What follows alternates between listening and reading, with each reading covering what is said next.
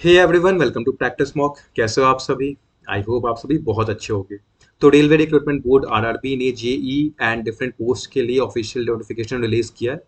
देखते हैं किन पोस्ट के लिए नोटिफिकेशन आई है।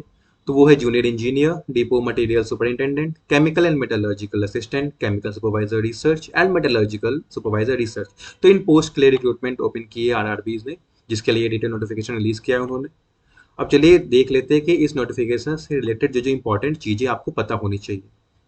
तो पोस्ट हमने पहले ही डिस्कस कर लिया है, junior engineer, JE, depot material superintendent, DMS, chemical and metallurgical assistant, CMA, chemical supervisor research and metallurgical supervisor research. इन पोस्ट के लिए रिक्रूटमेंट रिलीज की है आरआरबी ने।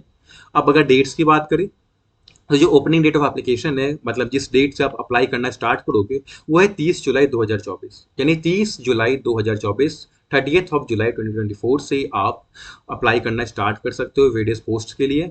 और जो लास्ट डेट है एप्लीकेशन की, वो है 29 ऑफ अगस्त 2024। यानी 29 अगस्त 2024 आपकी लास्ट डेट होगी। 29 अगस्त 2024 के रात के 11:59 तक। यानी 30 जुलाई से लेके 29 अगस्त के बीच आप ये फॉर्म फिल कर सकते हो। मैं आपको ये सजेस्ट करूंगा कि आप आज कल परसों या इस वीक में ही फॉर्म फिल कर लेना। 29 अगस्त तक का वेट मत करना, क्योंकि फिर बहुत सारे प्रॉब्लम्स आ जाते हैं, एस्पिरेंट्स फेस करते हैं। सर्वर डाउन हो जाता है, लाइक वेबसाइट काम नहीं करती है, पेमेंट फेलियर का भी एक इशू आता है। तो उन सब इश्यूज से बचने के लिए आप इस वीक ही फॉर्म फिल कर लेना। जो मॉडिफिकेशन विंडो है करेक्शन के लिए एप्लीकेशन फॉर्म में, वो आपकी ओपन होगी 30 अगस्त 2024 को। और ये 8 सितंबर 2024 तक ओपन रहेगी। यानी 30 अगस्त 2024 से 8 सितंबर 2024 के बीच आप अपना जो भी करेक्शन करना है फॉर्म में, वो कर सकते हो। अब अगर पोस्ट की बात करें, तो जो chemical supervisor research and metallurgical supervisor research है, वो पे लेवल 7 में आता है। इनिशियल पे उसकी 44,900 है। एज जो होगी उसकी, जो एज लिमिट है इन पोस्ट की, वो है 18 to 36, यानी 18 से 36 साल के बीच अगर आप है, तो आप chemical supervisor research and metallurgical supervisor research के लिए अप्लाई कर सकते हो। टोटल वैकेंसी 17 है, और ये वैकेंसी सिर्फ आरआरबी गोरखपुर में ही है। अब अगर junior engineer, depot material superintendent and chemical and metallurgical assistant की बात करें, तो ये लेवल 6 में आता है। ठीक है, इनिशियल पे क्या आप इसका है 35,400 है। 35,400, 35,400 इसकी इनिशियल पे है। एज यहाँ भी वही है, 18 से 36 साल, 18 to 36 ईयर्स। और इसके लिए टोटल वैकेंसीज कितनी है? 7,934। तो 7,934 वैकेंसीज इन पोस्ट के लिए है, junior engineer, depot material superintendent and chemical and metallurgical assistant. तो अगर हम दोनों ही कैटेगरीज को मिला दें, तो जो टोटल वैकेंसी है वो हो जाएगी आपकी 7,991, यानी 7,951 टोटल वैकेंसीज है, जो इस पर आरआरबी ने रिलीज की है। अब थोड़े और इंपॉर्टेंट इंस्ट्रक्शन जो उन्होंने रिलीज किए, उन्हें भी देख लेते हैं। तो सबसे पहले तो ये कि कैंडिडेट्स के पास जो भी नेसेसरी प्रेस्क्राइब एजुकेशनल और टेक्निकल क्वालिफिकेशन है, वो होना चाहिए। और तो और जो आपका रिजल्ट है, वो आपका 30 से पहले का होना चाहिए, क्योंकि यहाँ पे उन्होंने मेंशन कर रखा है कि candidates waiting for final results और prescribe educational technical qualification are not eligible to apply. मतलब वैसे कैंडिडेट जिनका रिजल्ट अभी नहीं आया है, वो वेट कर रहे हैं एजुकेशनल क्वालिफिकेशन या फिर टेक्निकल क्वालिफिकेशन का, वो एलिजिबल नहीं होंगे एप्लीकेशन के लिए। उसके बाद कैंडिडेट किसी एक आरआरबी के लिए ही अप्लाई कर सकते हैं, और एक कॉमन ऑनलाइन एप्लीकेशन होगा, और एक ही एप्लीकेशन आपको सबमिट करना है। अगर आपने मल्टीपल एप्लीकेशन सबमिट कर दिए, तो यहाँ पर उन्होंने लिखा है बहुत क्लियरली कि application to more than one RRB will lead to rejection of all the application. अगर आपने एक से ज्यादा आरआरबी के लिए अलग अलग एप्लीकेशन फिल कर दिया, तो वो सारे रिजेक्ट हो जाएंगे। तो आपको ध्यान रखना है कि आप किसी एक आरआरबी के लिए एक ही एप्लीकेशन आप सबमिट करो। उसके बाद अगर कैंडिडेट जिनका अलग अलग एजुकेशन क्वालिफिकेशन है, तो वहाँ पर उन्होंने एग्जाम ग्रुप बनाया है। आप अपना क्वालिफिकेशन उस एग्जाम ग्रुप के अगेंस्ट देख सकते हो, और उसी एग्जाम ग्रुप को सिलेक्ट कर सकते हो।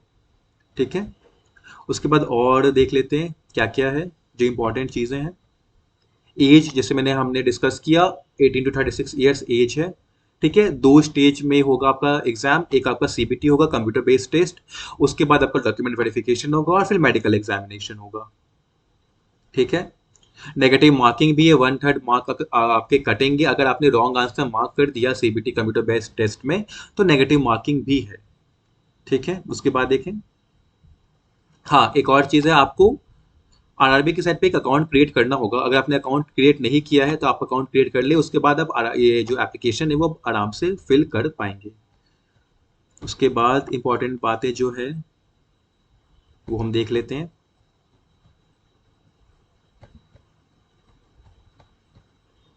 हाँ, फिर मेडिकल स्टैंडर्ड। हाँ, जो अब बात करते हैं एलिजिबिलिटी की, तो नेशनैलिटी की अगर बात करें तो candidate should be either a citizen of India, a citizen of Nepal और अ सब्जेक्ट ऑफ भूटान, या फिर a Tibetan refugee who came over to India, ठीक है, या फिर a person of Indian origin who has migrated from Pakistan, Burma, Sri Lanka, east African countries of Kenya, Uganda, United Republic of Tanzania, Zambia, Malawi, Zaire, Ethiopia and Vietnam. तो ये जो nationality वाला है, जो क्राइटेरिया है वो तो सेम है जैसे बाकी एग्जाम्स में होता है, वो है। उसके बाद अगर हम एज लिमिट देखें तो जो chemical supervisor research and metallurgical supervisor research है, उसकी एज लिमिट में थोड़ा सा मॉडिफिकेशन हुआ है। इस बार जो एज लिमिट है वो 18 से 36 ईयर्स कर दी गई है, जैसा कि हमने स्टार्ट में डिस्कस किया था। 18 से 36 से, वैसे तो 18 से 33 होता था, लेकिन इस बार उन्होंने 18 से 36 अलाउ किया है। सीएम आपका junior engineer, depot material superintendent और केमिकल एंड मेटलर्जिकल असिस्टेंट के लिए भी है। आमतौर पे तो 18 से 33 होता था, बट इस पर उन्होंने 18 से 36 यानी 18 to 36 ईयर्स कर दिया है। डेट ऑफ बर्थ भी उन्होंने स्पेसिफाई किया है कि जो अपर लिमिट है डेट ऑफ बर्थ की, अगर आप अनरिजर्व से या ईडब्ल्यूएस से हो तो वो होनी चाहिए आपकी 2 जनवरी 1989, ठीक है। और in case of OBC 2 January 1986 and SC ST में 2 जनवरी 1984। और जो लोअर लिमिट है डेट ऑफ बर्थ की सारे कैंडिडेट्स के लिए है, वो है 1 जनवरी 2007। कहने का क्या मतलब है कि आपका जो डेट ऑफ बर्थ है वो 2 जनवरी 1989 के पहले का नहीं होना चाहिए अगर आप अनरिजर्व्ड या ईडब्ल्यूएस को बिलोंग करते हो। अगर आप ओबीसी नॉन क्रीमी लेयर में बिलोंग करते हो तो आपका डेट ऑफ बर्थ 2 जनवरी 1986 से पहले का नहीं होना चाहिए। और अगर आप एस सी एस टी में बिलोंग करते हो तो आपका बर्थ डेट 2 जनवरी 1984 से पहले का नहीं होना चाहिए। ये अपर लिमिट है। लोअर लिमिट ये सबके लिए सेम है, आपका बर्थ डेट 1 जनवरी 2007 के बाद का नहीं होना चाहिए। तो मतलब कहना क्या चाह रहे हैं कि आपका जो एज लिमिट है वो 18 to 36 ईयर्स के बीच लाई करना चाहिए किसी भी पोस्ट के लिए अगर आप अप्लाई कर रहे हो तो। एज रिलैक्सेशन भी है, एस सी एस टी के लिए 5 ईयर्स है, ओबीसी नॉन क्रीमी लेयर के लिए 3 ईयर्स है, एक्स सर्विसमैन के लिए 3 ईयर्स है। अगर वो U R and EW S में है, अगर एक्स सर्विसमैन ओबीसी एनसीएल में है तो 6 ईयर्स है, और अगर ex serviceman S C S T में है तो 8 ईयर्स है। पीडब्ल्यूबीडी के लिए भी आपके 10, 13 और 15 ईयर्स है, यू आर ईडब्ल्यूएस के लिए 10 ईयर्स, ओबीसी एनसीएल के लिए 13 ईयर्स और एस सी एस टी के लिए 15 years. Okay. Group C group D railway staffs के लिए भी है 40 ईयर्स, 43 ईयर्स और 45 years of age relaxation age limit रखा है उन्होंने, ठीक है। फीमेल कैंडिडेट्स के लिए जो हु आर विडोड, डिवोर्स्ड और judicially separated from husband but not remarried, उनके लिए 35, 38 और 40 ईयर्स का एज लिमिट उन्होंने रखा है अलग अलग कैटेगरीज में, ठीक है। अब एजुकेशनल क्वालिफिकेशन की अगर बात हम करें तो एजुकेशनल क्वालिफिकेशन के लिए उन्होंने अलग से एक एनेक्स्चर बनाया है जिसको हम डिस्कस करेंगे। और एक जो इंपॉर्टेंट चीज़ है वो ये है कि candidates must already have the educational technical qualification prescribed in the CN, मतलब उनके पास एजुकेशन क्वालिफिकेशन ऑलरेडी होना चाहिए। ऐसा नहीं कि वो रिजल्ट का वेट कर रहे हैं, अभी तक उनका फाइनल रिजल्ट नहीं आया है। जिनका फाइनल रिजल्ट नहीं आया है वो वेट कर रहे हैं, वो एलिजिबल नहीं होंगे। जो क्लोजिंग डेट है सबमिशन का यानी 29 अगस्त 2024, 29 अगस्त 2024, उससे पहले का उनका रिजल्ट आ गया होना चाहिए, ठीक है। एग्जामिनेशन फी अगर देखें तो फॉर ऑल कैंडिडेट्स, ठीक है, जो कैटेगरीज मेंशन की गई है 2 में उसको छोड़ के बाकी कैंडिडेट्स के लिए 500 है। और कैंडिडेट जो S C S T ex serviceman है, फीमेल है, ट्रांसजेंडर है, माइनॉरिटीज है या इकोनॉमिकली बैकवर्ड क्लास ईबीसी को बिलोंग करते हैं, उनके लिए जो फी है वो है 250, ठीक है। और ये 250 रिफंड कर दिया जाएगा अगर जब आप फर्स्ट स्टेज सीबीटी में आप अपीयर करोगे उसके बाद, ठीक है।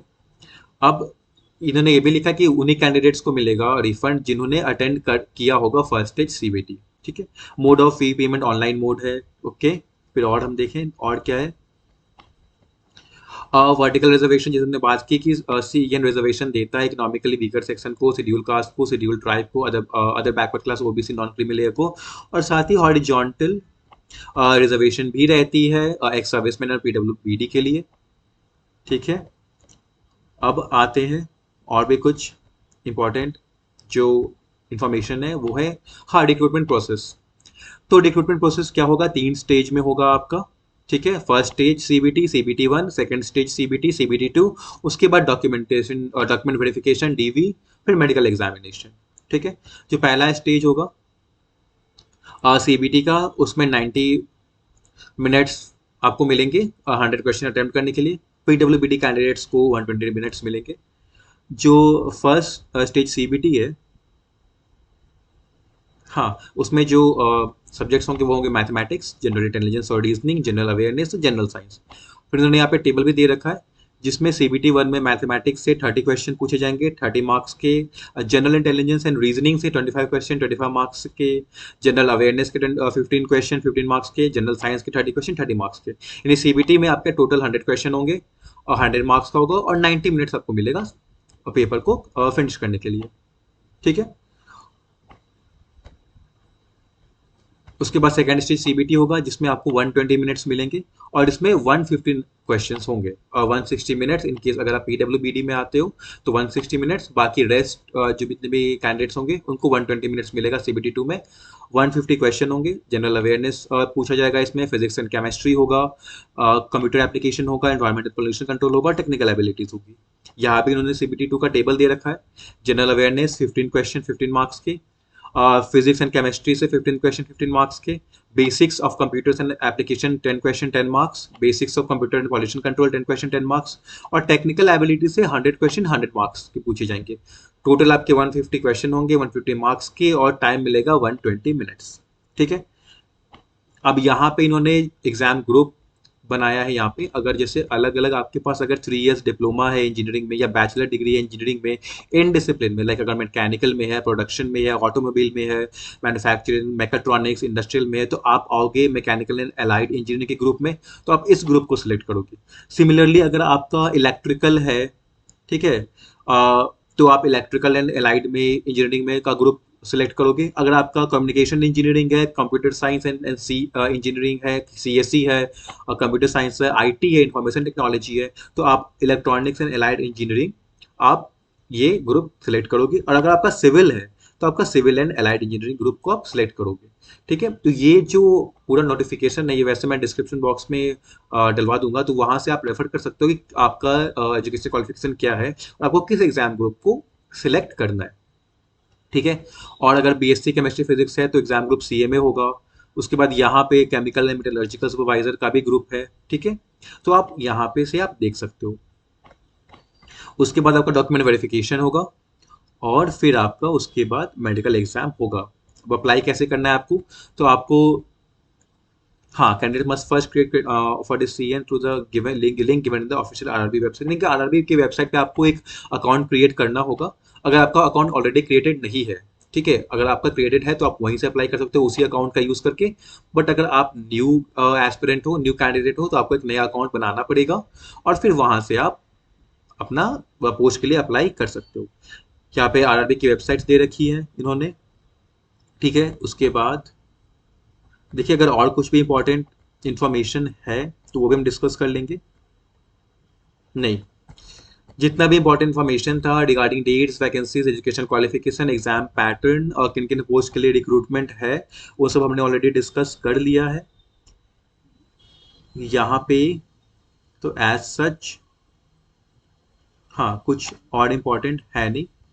हाँ, यहाँ पे नीचे में आप जाके अलग अलग आरआरबीज की वैकेंसीज आप चेक कर सकते हो, ठीक है। यहाँ पे एक तो क्वालिफिकेशन आप चेक कर सकते हो अलग अलग। अगर आप जैसे केमिकल सुपरवाइजर रिसर्च के पोस्ट के लिए कर रहे हो तो क्या होनी चाहिए मिनिमल क्वालिफिकेशन, एनेक्स्चर 1 में दिया हुआ है।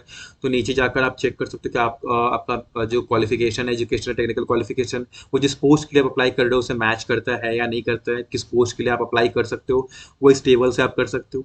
फिर उसी के नीचे वैकेंसी टेबल भी दे रखी है जहाँ पे इन्होंने अलग अलग आरआरबीज की वैकेंसीज अलग अलग पोस्ट के लिए यहाँ पे बता रखी है। जैसे junior engineer electrical general services के लिए आरआरबी अहमदाबाद में 6 है, ठीक है। जूनियर इंजीनियर के लिए जो इलेक्ट्रिकल ईएमयू एंड टीआरएस है 2 है। तो इसी तरह से आप अलग अलग डिसिप्लिन स्पेशलाइजेशन की वैकेंसीज भी आप चेक कर सकते हो अलग अलग आरआरबीज में।